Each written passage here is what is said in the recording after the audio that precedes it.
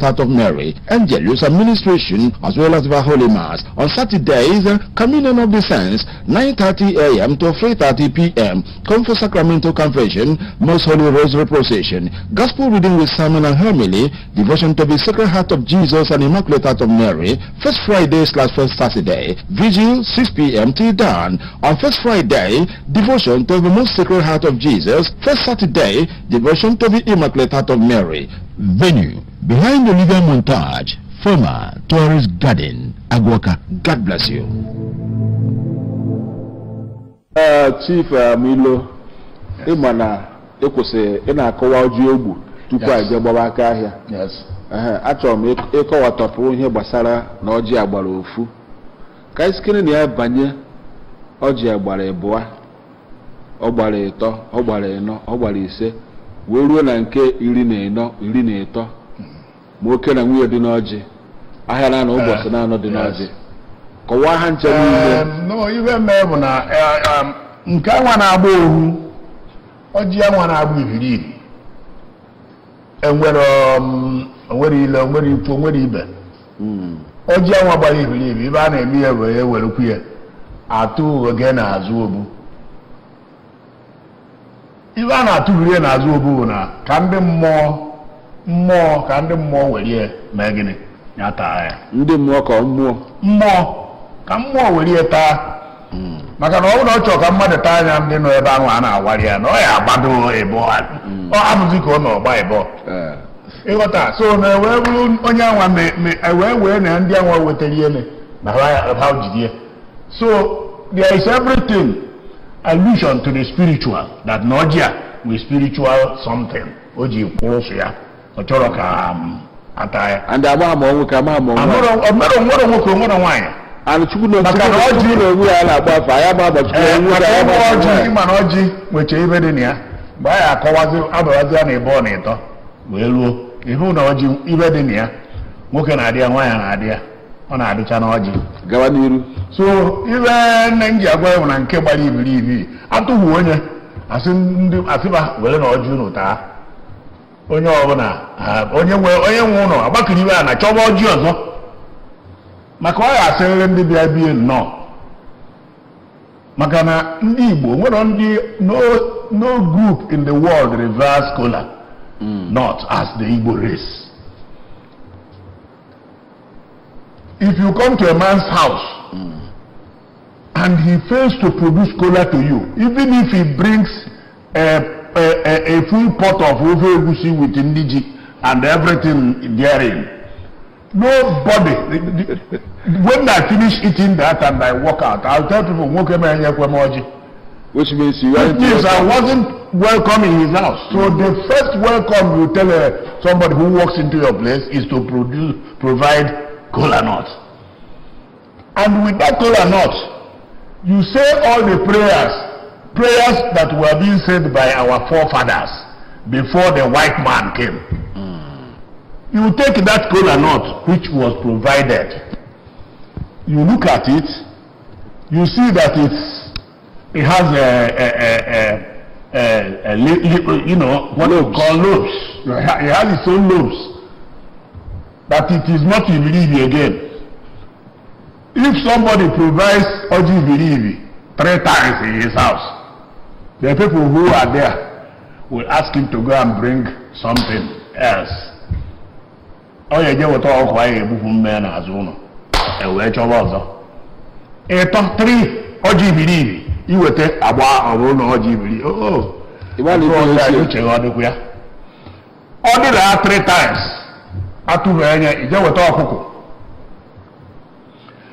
In the normal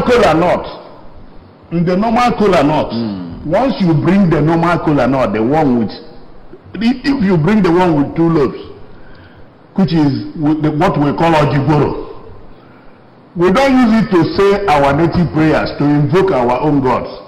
Because look, before the white man came, any titled man in Igbo land will wake up in the morning, enter his obi, take a Kola nut, raise it to the heaven. You see, we knew heaven was there. We knew heaven was We there. started worshiping God. God, before even the arrival of the the white man, we take Kola North and say, Chukwu. Chukwu means Almighty God. Chukwu. Chukwu, Chineke, God the Creator. Chineke. Gbara tawological na agụwe ụbọchị agụwe ọnụ. Ezigbo ibe ụbọchị taata, ụbọchị ọma. We invoke the gods to come and preside over our affairs with Kola North. That's with hospitality, even those who you invite. That will ife ikwu dabasoro ọfụma. Ọ dabara ka ndị ọzọ si adaba. Yes. Na onye weta ọjị nke mbụ ifirifi, nke abụọ ifirifi, nke ịtọ ifirifi. Ọma na ọ ya weta ọkụkọ. Ọ je weta ọkụ. Amakwa nka ndị bụ si eme ya. Ọ ya weta ọkụ ka ndị bụ si eme ya. Okwe ife na-akpọ ọjị ifirifi. Ma ọ bụ ọjị ogwi fon na-akpọ ịdị ya. Yes. Ọ nwere n'obodo ọwụ na ebe a na-akpọ. Ọ bụrụ na ewepụta ọjị ọgba ha ibe n'ofu ka ọ dị. Ọ na-eme na bunu. Enwere nọmba, enwere akara dị n'onyonyo.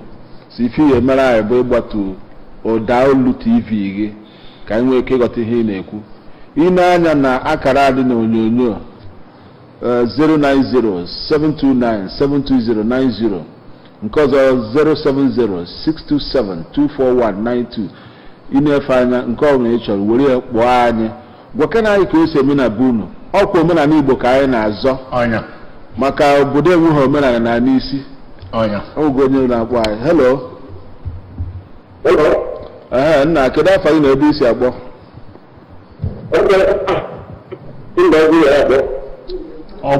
Kedu afọ gị? Steven, isi mba ukwu agbọ? Ngwa gaa n'iru jụọ ajụjụ Steven. Ọkwa ndị enwe oche ndewo. Ihe ọgụ anyị nọ n'aka ndị nji anyị, ọnwụ na-eweta ọjị ọgba ịtọ obodo n'atọ na gaa anya mba ọkụ ịtọ ọkụkọ onye ahụ ya atọ. Ọjị ahụ na ahụ na ọgbakọrọ besi ahụ. Ọgụ anyị nọ n'aka ndị ahụ ọjị ahụ, onye ahụ eji eme ete ejikwa onye na gaa mba ọkụ ịtọ. Ọ ya bụ udo obodo Enugu ukwu na Ụmụnri. Udo obodo Enugu ukwu na Ụmụnri. Ngwa ndewo. Nke ọzọ gbasara ọjị onye nke ọzọ. Hello. So ịma na ọjị ogbu ya. Yes.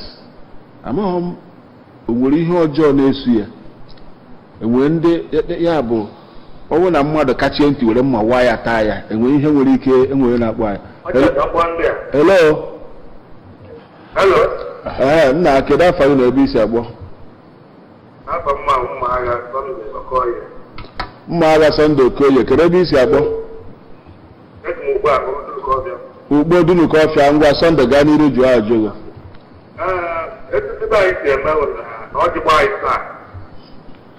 Abara na nke gbara ịsa. Ị akpọkwa ọzọ Sunday. Anyị na-ekwugodo maka nke gbara, anyị na-ekwu maka nke gbara sohu, ọjị gbara sohu, ọjị ibiri. Gbatuo ego olu TV iri. Gbatuo ego na-agba volu ma ụdọ olu ya gbatuo ya ka anyị n'ife na-ekwu. Kedu afọ gị na ebe isi agbọ? Kedu afọ gị na ebe isi agbọ? N'ọsọ kedu ebe isi agbọ anyị? Aba. Ngwa gaa n'iru jụọ ajụ ma ọtụtụ alụ.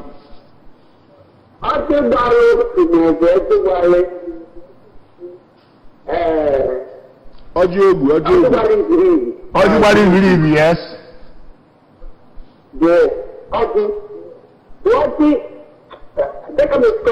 Ndị okenye si na ọjị a na-aga mmadụ ya ọgụ otu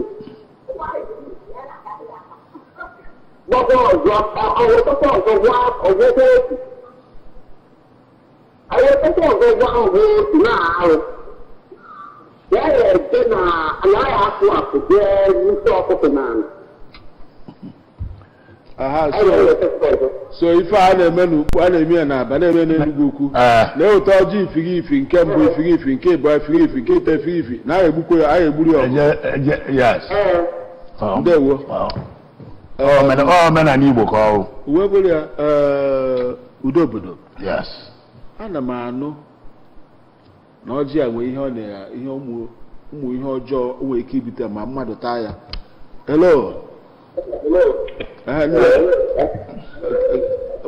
Gbatuo ụdolu TV gị obere, gbatuo ụdolu TV gị. Ngwa kwubezie, kedu afa gị ka ebe isi akpọ? John Nsugbe. Ngwa gaa n'iru nna John jụọ ajụ. Ndị mmezu bụ na ife nwoke a kwuru bụ eziokwu. Udo obodo.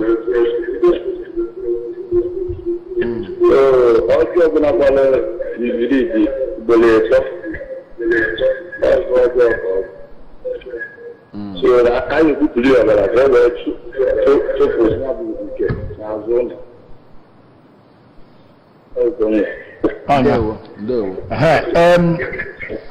Ewee bịa na nke ọzọ maka ọjị ya. Ewee bịa na nke ọzọ. Onye anwa nwụtazi ọkụ anwa, ọ ya azị eweta ọjị mbọsị anwa.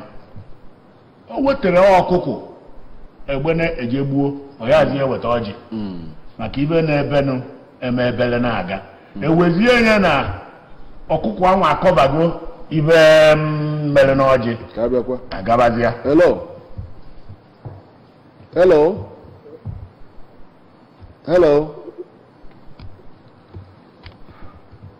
Onye aha egbusi ọkụkọ amatụzi ya ka o weta ọjị. Aha atụzi ya ka o weta ọjị mbọsị ya nwa. Maka iwe bere nke mbụ ebekwa ọzọ. Aka kedu maka ogbuji ọkụkọ anwa wetakwa ụzọ ịtọ ọzọ ọ bụrụ na ibiribi. Ọ bụrụ ofu ife ahụ ka na-aga. Ịma na nsogbu adịgo. Ọ ya weta ọkụ na. Na-agba anyị. So anyị na-agwarazi ya nya jee chọrọ ọchọgbu ọjị. Ọwago nne. Were ọkụkọ anwa bụbu ọbara si ọra ntị ibe mere iwe ọ bụrụ ọjị ya bụrụ ọjị, ọ bụrụ ọjị ya bụrụ ọjị.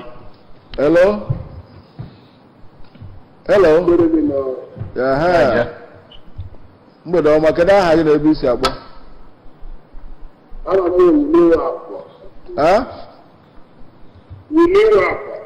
Wuli Nwafọ, kedu ebe isi akpọ? Enugwu Abụfụma. Ngwa gaa n'iru jụọ ajụ Wuli Nwafọ. Ihe anyị na-ekwu maka ọjị gbara ibiri, anyị na-eme ya na be anyị. Ọ na ọnwa ọjị ya gbara ibiri mmadụ ada apịa aka. Mana anyị ebe biri ọkụkọ. Mana onye weta ya na be unu, o jee weta nke mbụ. Ọ bụ ibiribi. Ifirifi, weta nke ịbụ ifirifi, nke ịtọ ifirifi. Ife ọ na-alụ mere. Kedu ibe anyị emezi ma o mee ya egwu ịtọ na ebe ọ chọrọ inye unu ọjị? Ọ dị ya n'obu ka onye ndị bịa ọjị. O weta nke mbụ ọgba ibiribi, o weta nke ịbụ ọgba ibiribi. Anyị atụgbo ya ala inwe ike ma ihe ya asa na ya kata. Iwe ji ọzọ ka ya na-abụ na ọ ya taa bụ okwu ibe maka na ndị Igbo niile ọ dịkawara iche iche. Kama na ikekwa ọrụ nke ka ajụdara from ndị okenye. Okay, you are watching Hermeneutics of Religion, Culture and Politics on ABS Television, Channel 2 for Oka. And I have with me here in studio a strong man in tradition and politics, Chief Charles Amilo Udobodenuguku and Umunri, the former Commissioner for Information, Culture and Tourism, and of course, Chief Whip House of Assembly, Old Anambra State.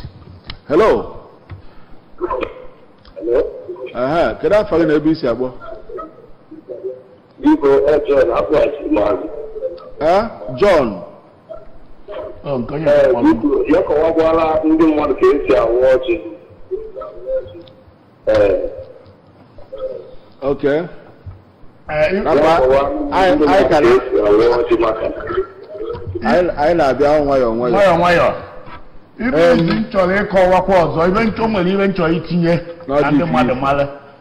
Mba, ọ bụrụ na ọjị ibi na ọjị n'onwe ya.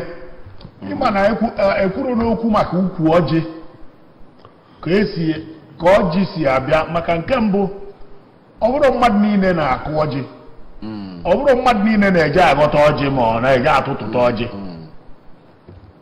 Onye ọbụla bụ nwatakịrị nwaanyị. Hello.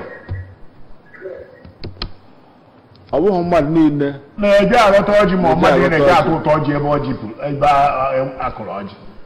Nwatakịrị nwaanyị nọ n'ụtụtụ ndụ bido na eji nke mbụ wee ruo na nke ite naanị ya ejenwu n'ukwu ọjị tụ ụtọ ọjị. ya na oge ahụ a na-ewu ya na ọka a mebere iri ọrụ agwụ obe ihe ọma ọka dị asọ ịghọta ọ ya eje nwụta ụtọ ọjị mana nwaanyị rụgbagoro ibe na ya nsọ wee jee n'ukwu ọjị ọ tụtụchara anya wa ọjị ọmidebe ọ tụtụcha anya ọmidebe ọjị ahụ amidebe nwaanyị na-afụ nsọ ya bidogoro ọfụwa nsọ jee n'ukwu ọjị tụtụ ọjị ma ọ jee ghọọ ọjị ọjị ahụ amidebe ọjị ahụ amidebe ọmadị amị nne ọkwa ife omimi ka ọ bụ ọma amị nne ọ ibe kpatara ndị Igbo ji wee ọjị na spiriti dị n'ọjị ka eji arụ ọrụ ana ka eji aṅụ iyi ka eji asị ndị mmadụ nnọọ and ebe ahụ ị na-asị mmadụ nnọọ iwe n'ihe ya isi ọdụmma m ibe nsi nye mere mmadụ nye mere m ekwuche ụmụ ibe niile ya ekwu ka Chineke gbaa osigharị na onye ya bịa anị hello aha kedu afọ gị na ebe isi abụọ ana m anụ ife na-ekwu kedu afọ gị na ebe isi abụọ okwu a na-asa anya ka ebe isi abụọ ngwa gaa n'iru okwu a na-asa anya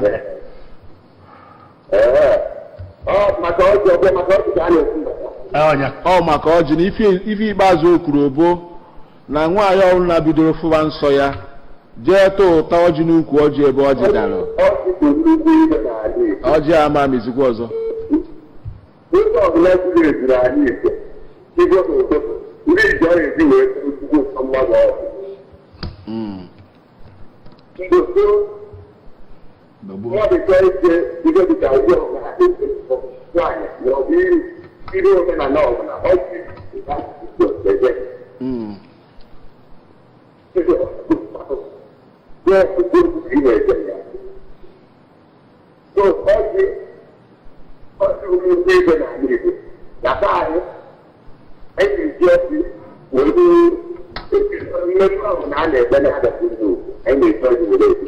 eziokwu hello good evening sir. aha good evening nwanne m kedu afọ gị na ebe isi akpọ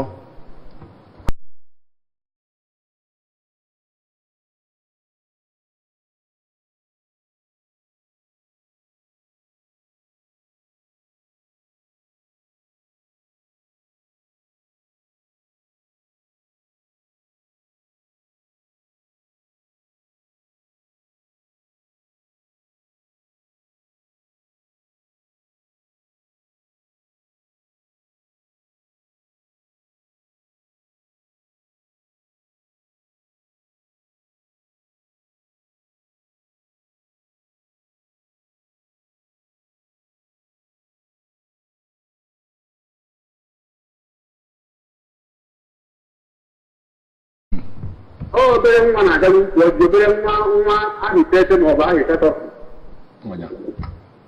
ọ gaa n'ukwu ọjị ọrụ ihe na-enu ma ọtụtụ ya nwee ike ọdị ihe ma ọjị na-amịghị onwe ya wee bụrụ ya ndị Igbo o nwere kwuru ya si na nọọ ndị ọcha butere anyị ụka ọ bụghị ndị ọcha ụka jiri na be anyị gburugburu nna nna anyị ha ma ahịa na-atụ ụka tupu ndị ọcha weta ụka na-atọ ọjị tupu ndị ọcha tupu ihe niile ebido na-agụ ọjị ka ọ na-akpọchibido ụwa tupu okike ụdị ọjị ahụ na-eri na-agụ ọkpọ ọ na-akụ ya bụ ọkpọ ma na-eche ka ha na-ekpe ihe ahụ oge ahụ tupu ndị ụka batara be anyị mara Chineke nọpụta Chineke ike amụla emesikwana anyị ene maka ife gbasara ụka anya ọ na-adị nke anyị na-eje ụka ọfụma tupu ndị ụka abịa maka ibe anyị na-akpọ Chineke bụ Chukwu oke abịa ma ịkpọgodi Chukwu God Almighty Chukwu ịkpọ ya Chineke Chukwu okike Chineke means God the Creator amaọkwa mma ife gbasara ọjị a anyị ekwu ugboro ịtọ ka ugboro ịnọ tupu anyị o tekwela aka ọjị tere aka ekwentị ebe ọ nọ bụ na anyị ekwu ibe gbasara oji ahụ agbagide ọjị wa ọjị ọgba anyị saa wee gabazia ekechie ya dobe enwere nkọwa i nyere maka mbido ọjị enwere onye ọzọ na-enye nkọwa na nna anyị okwu nri nna ya ukwu bụ nri eri na o nwere ebe o jefere ụzọ na-akpagharị n'ime ọfịa ọ mazi ebe ọ esipụta agụụ wee gụrụ ya o wee na-achọ mkpụrụ osisi ọ ya ata ọ na-ata mkpụrụ osisi dị iche iche agụụ ahụ maka na-agụ ya n'ozi mgbe ọ fụrụ ọjị ya were ọjị taa asị na ahụ were mee jim n'ebe afọ ka afọ ọjị si bịa amara ụkwa from a branch of knowledge. Yes, ofu ije ahụ ibe nkọwadebe bụ na sojourners ndị na-apụ ije ma ọ bụ ndị erizigara ya ebe ha ya eje ma ọ iri n'onwe ya nọ n'ime ọbịa ka o jegide ya arụ ya atazi anya o wee bụ na ibe ha na-akpọ o wee nye ya ikike ịma na ọjị na ịtacha ọjị wee gụwa akwụkwọ ịgụ ka anya arụ ya ụlọ aghara ibu ike ara agwụgwọ dịka etinye pọmpụ ama ibe bụ pọmpụ ama dị n'ime ya. Biko gakere n'iru ọjị agba ịbụ agba ịtọ gba ịnọ gba ise kọwara ka na-ewere nwanyị nwaanyị na-agbada maka oge na agwụ.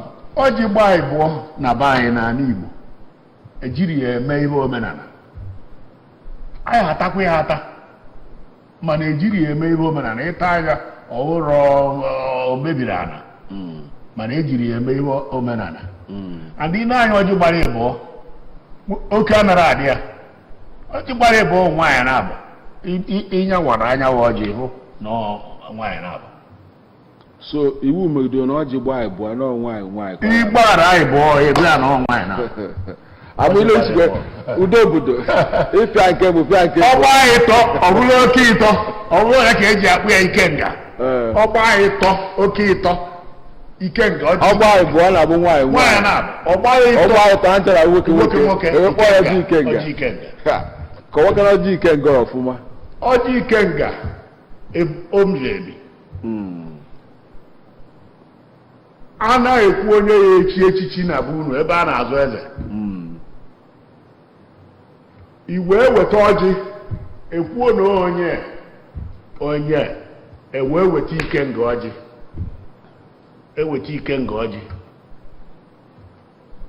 edobe ikenga ọjị ewee sị kedu ibe ọsị na agha nke na nke ya iwee wee nyanwa ọjị jee n'ilo na obube nwoke nwa na-azụ nya bụ ihe ọ ya echi echi iwedala ọjị ya gbara ịtọ ịnyawa anya ịga n'ihe enu ọ daa na mbala bie ịtọ chere a n'iru n'elu mmadụ niile akwapụ ọma na ọnya ka ikenga mara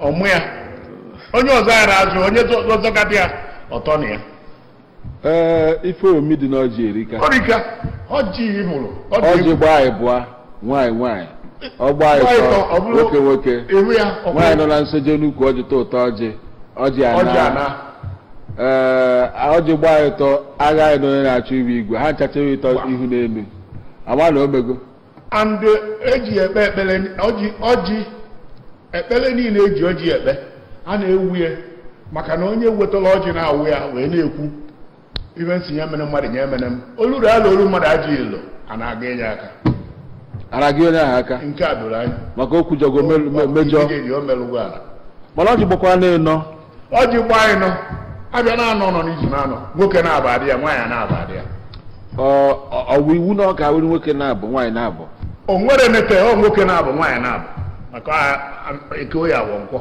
so ọjị ezinụlọ ọjị zuru ezinụlọ ọgba ise ọ bụrụ ụbara aka ọ bụrụ na ị na-achọ ime gwụọ ọjị ọgba ise mbọsị ọrụ na ị chọrọ vootu ịbatabe mmadụ ọwụwa ọjị mbọsị ahụ ibido okwu ya vootu ịba be mmadụ ise na na-awụ ọjị ọ na-agbara gị ise ma a na vootu akagbo nke ndị ọzọ atụwa na ọya aka ọbụrụ ibe niile dịcha na ọ dịcha kama na ọ na ibe a na-akpụ ya wụ ụbara aka ịma aka ọrụ aka ise dị ibe ọgba ise iwee baa 1 2 3 4 5 6 houses ọgba ise mazialụ na ịgbara mbọ votu ya aka na Abuja ahụ. Okay, dear esteemed viewer, you are watching Hermeneutics of Religion, Culture and Politics on ABS Television, Channel 24 Oka. And I have with me here a strong man, Chief Charles Amilo Dobode Nuguku and Omunwe, the former Commissioner for Information, Culture and Tourism, and of course Chief Whip, House of Assembly, Old Anambra State. Let's take another message from the sponsor of this program.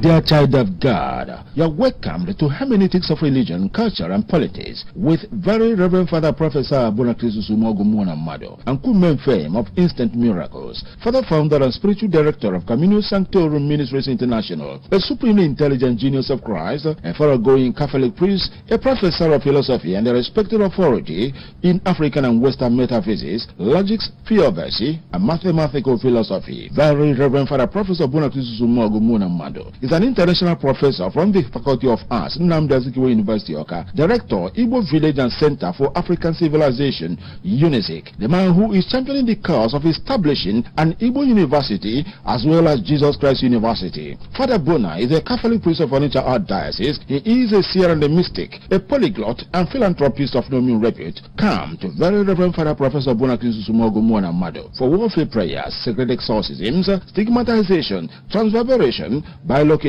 miraculous transportation, levitation and mystical healings at the sacred ground, a miraculous arena of Communio Sanctorum, of divine apparitions, miracles, testimonies, healings and deliverances. Dear child of God, you are also invited to Communio Sanctorum Ministries International on these days as follows. Every Tuesday, consultation from 10 a.m. to 4 p.m. Come for sacramental confession, Most Holy Rosary procession, gospel reading with sermon and homily, devotion to the Sacred Heart of Mary, Angelus administration. Every Thursday, Sacred Communion from 9:30 a.m. to 3:30 p.m. Come for sacramental confessions, Most Holy Rosary procession, Good News Bible reading with sermon and homily, devotion to the Sacred Heart of Jesus and Immaculate Heart of Mary, Angelus administration, as well as the Holy Mass. On Saturdays, Communion of the Saints, 9:30 a.m. to 3:30 p.m. Come for sacramental confession, Most Holy Rosary procession, Gospel reading with sermon and homily, devotion to the Sacred Heart of Jesus and Immaculate Heart of Mary,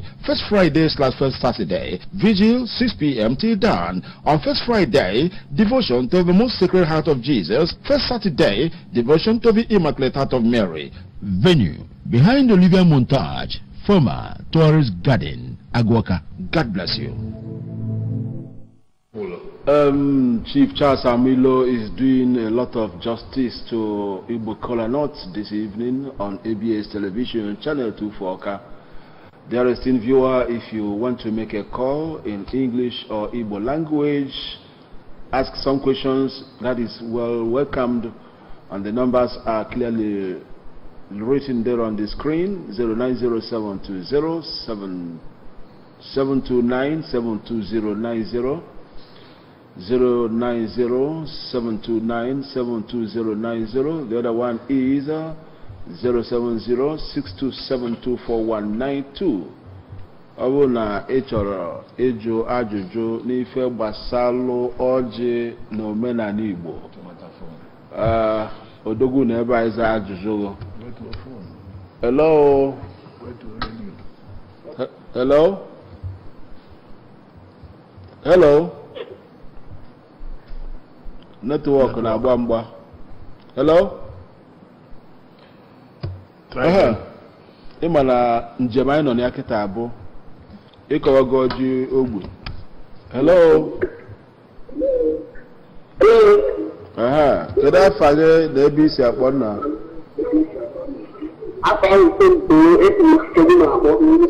Somto Liftedinu. Ngwa jụọ ajụ Somto.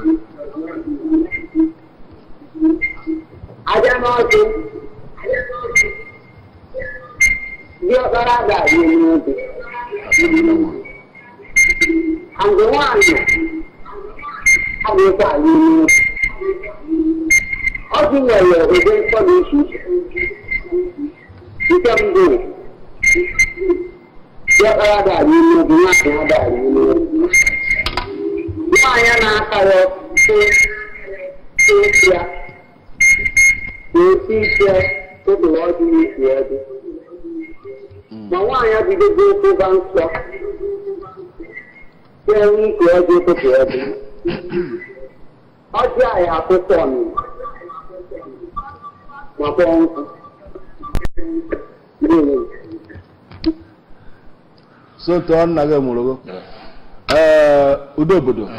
Somto si na nwoke rie enu ọjị nsọ, nwaanyị rie enu ọjị nsọ. Mba, ọ bụrụ nwoke niile. Nwoke ọ na-awụ diọkpara n'ụfọdụ ọnụkụ n'ala Igbo be anyị na nke ndị nri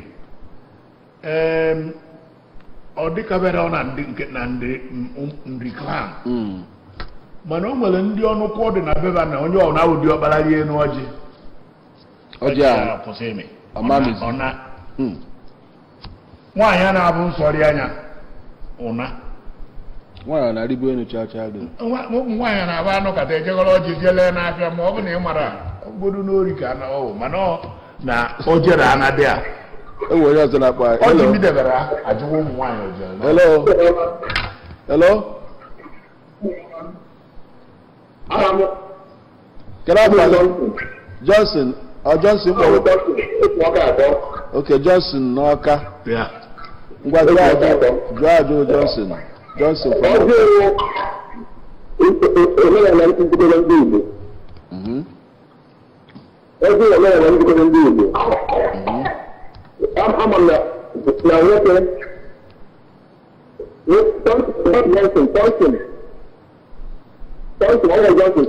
Okay, Thompson. Okay, Thompson.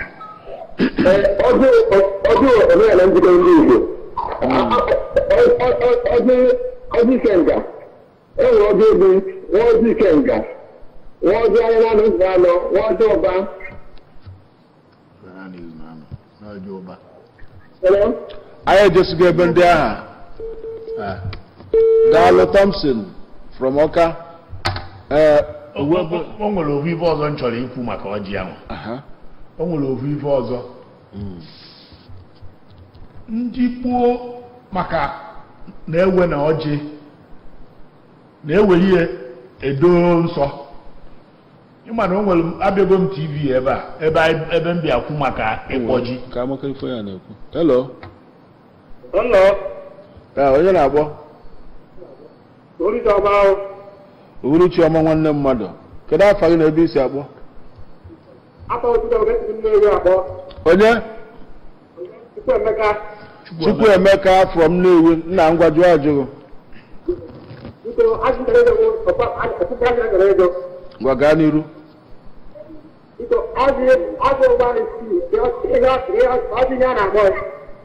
Ọjị gịnị? Ọjị gbaa isii. Ọjị gbara ise na ọjị gbara isii wụbara aka. Ọjị gbara isii na-eweta ọjị ọmụmụ isii bụ ọjị ọmụmụ. Ọ bụrụ na ọ gbazie anyị saa na omenala ndị nri edorie ekechie ya na mewere akwụkwọ ogirisi kechie ya dobe jee weta ọkụkọ weta mbaji gbuo wee sụọ nri. Ọ bụrụ na o mere ibe na ọ aṅụrị na o gosiri ụba na onye ahụ bidozie o nwere nke gbara 13 o gburu ehi onye nke gbara 13 I think you've addressed the ogbuo ehi. Okay. Hello. Can I plug it? Lost him. Na enwere nke gbara o nwere onye nke gbara 13 ọ wagidela ọjị ọ na-apụta ihe a anọkata ọpụta ebe dịka akwụkwọ dị n'etiti mkpụrụ ibe a na-akpọ ụkpa walnut a na-akpọ ụkpa ine n'etiti ihe abụ ibe dịka akwụkwọ epuru ọfụma ọpụta ya mana ọ imere anyị ọpụta ya gosi na ọ ile ọjị iwe megide aghasị ya na ọbụla 13. Hello. Nna kedu afọ gị? Uhuruchi ọma. Kedu aha gị na ebe isi akpọ? Emeka Nnewi. Ngwa jụọ ajụ Emeka. Ọjọọ nwere ọrụ ikele ụnụ na Chineke welite okwu omenala anyị maka ọrụ ha na-eti maka ọjị ụmụazị ga-eji na-agbara bọọlụ ọzọta anụ si ekwu ekita na nsọpụrụ ụmụazị na-amazigwe ihe a na-akụzi agwabụ nna ha mbụ ọzọ anyị enweghị redio steshọn ma TV steshọn na-akọwara ya karịa redio dọkịta Nchukwu gozie n'aha Jizọs. Amen. Gọzikwazi gị ndewo. O nwere ofu ife dị n'ọjị nchọrọ ịlụtụ aka n'omenala Igbo anyị na-ewe na onye na-anọrọrịcha Chineke nso bụ onye tọnarịcha n'arọ. the oldest man in the place na-anabata Chineke nso na ala Igbo omenala Igbo eweta ọjị ebe mmadụ niile nọ enene kedu onye bụ okenye bụ narịcha okenye ebe ahụ ewere ọjị nye esi ama gịnị ya waa maka ibe onye eji ekwu ewu na ibe eji nyebi enye bụ na ekpere ọwụ na okpere ọhụ ọwụ na ọ gọrọ na Chineke ya anụ ya mana enwere ebe nchọ ka anyị banye ugbu a anyị zasị onye anyị banye na ya maka ihe anyị kwuru ya letere m ya. Hello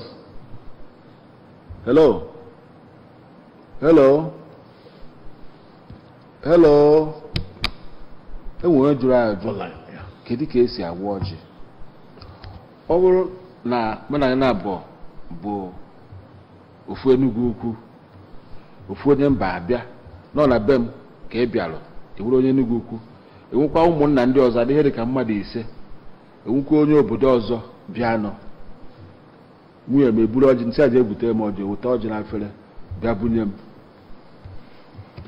Hello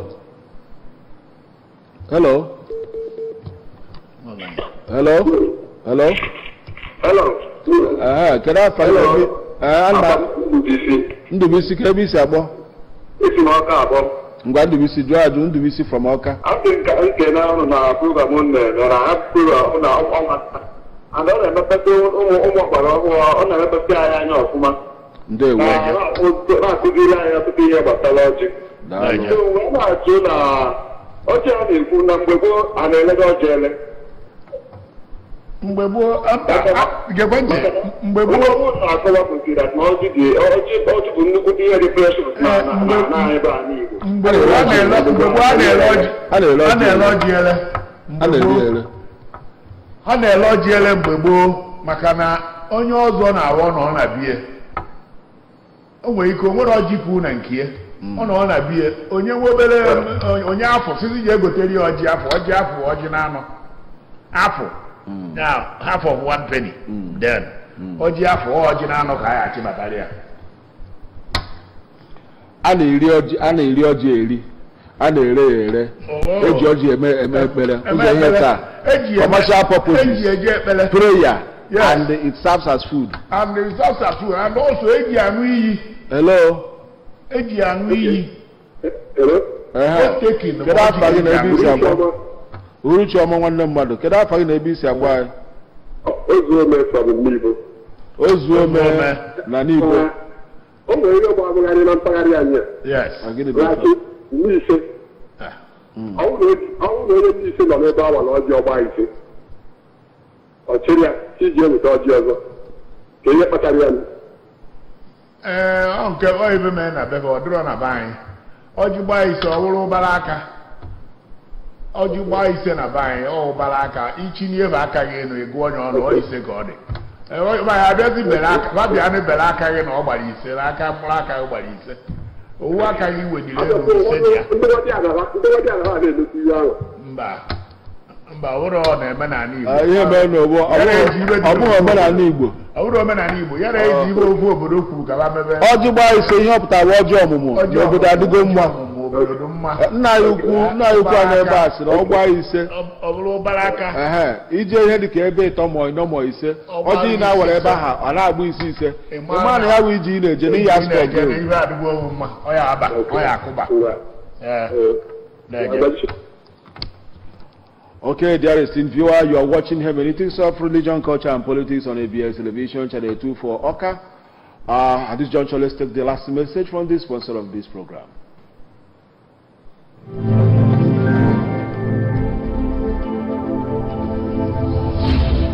Dear child of God, you are welcomed to Hermeneutics of Religion, Culture and Politics with Very Reverend Father Professor Bonakrisus Umogumona Mado and Kumen Fame of Instant Miracles, Father Founder and Spiritual Director of Camino Sanctorum Ministries International, a supremely intelligent genius of Christ, a thoroughgoing Catholic priest, a professor of philosophy and a respected authority in African and Western metaphysics, logics, theodicy, and mathematical philosophy. Very Reverend Father Professor Bonakrisus Umogumona Mado is an international professor from the Faculty of Arts, Nnamdi Azikiwe University, Oka, director, Igbo Village and Center for African Civilization, UNISIC, the man who is championing the cause of establishing an Igbo university as well as Jesus Christ University. Father Bona is a Catholic priest of Onitsha Archdiocese. He is a seer and a mystic, a polyglot and philanthropist of no mean repute. Come to Very Reverend Father Professor Bona Kisusumogo Mwana Mado for warfare prayers, sacred exorcisms, stigmatization, transverbation,